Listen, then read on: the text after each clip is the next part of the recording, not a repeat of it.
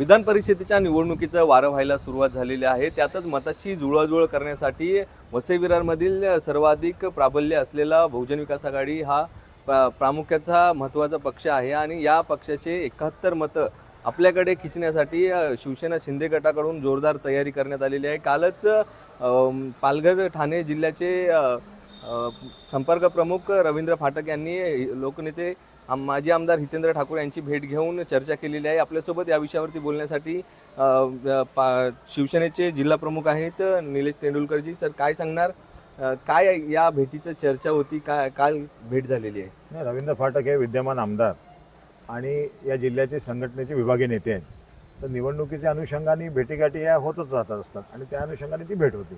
काय या भेटीमध्ये चर्चा झालेली आहे? कारण 71 मतांचं कुठेतरी 71 मतं हे प्रामुख्याने मुख्य ठरणार आहेत आणि त्या दृष्टिकोनातून माजी आमदार सितीश ठाकूर यांना उमेदवारी देण्याची देखील चर्चा आहे। उमेदवारी कोणाला हा निर्णय अंतिम शिंदे साहेबांचा आहे आणि तो पक्ष निर्णय घेईल, पण संपर्क प्रमुख म्हणून रवींद्र फाटक आणि विद्यमान आमदार म्हणून या भेटीगाठी होत्या।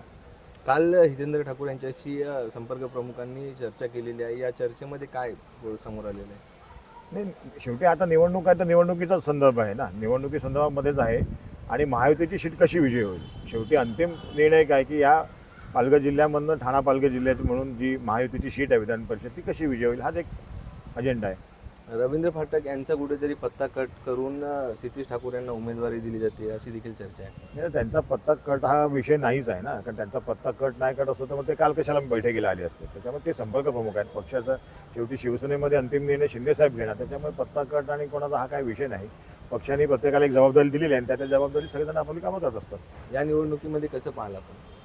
नाही, महायुतीसाठी एकदम सोपी निवडणूक आहे, पण प्रत्येक निवडणूक शेवटी तुम्हाला कशी असली तरी ती अटीतटीने लढावी लागते आणि त्याप्रमाणे महायुती कसा विजय होईल या अनुषंगाने आमचे प्रयत्न आहेत। कालच्या भेटीमध्ये काही बहुजन विकास आघाडीचं विलीनीकरण करण्यासाठी काही प्रयत्न वगैरे?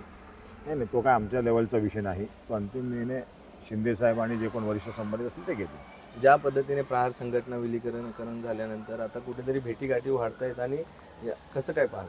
नाही, ह्या सगळ्या जळताच्या गोष्टी आहेत ना, याला काय अथलेंटिक असं काही स्वरूप नाही आहे। प्रत्येकजण आपापले तर्क लावत असतो, निवडणुका म्हटल्यानंतर ह्या गोष्टी मार्केटमध्ये येतात।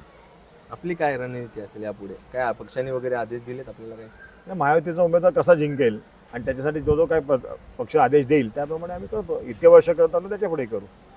निश्चित आपण जर बघितलं असाल तर विधान परिषदेच्या निवडणुकीसाठी आता सर्व पक्षांनी मोर्चे बांधणी सुरू केलेली आहे आणि त्यातच आता वसई विरारमधील प्रामुख्याने मोठा असणारा पक्ष जो बहुजन विकास आघाडी आहे आणि त्या पक्षाचे 71 मतं कुठेतरी आपल्याकडे खेचण्यासाठी आता शिवसेना शिंदे गटाकडून मात्र जोरदार तयारी आपल्याकडे केली असल्याची आपल्याला पाहायला मिळत आहे। संदीप गायकवाड, APS मराठी, विरार।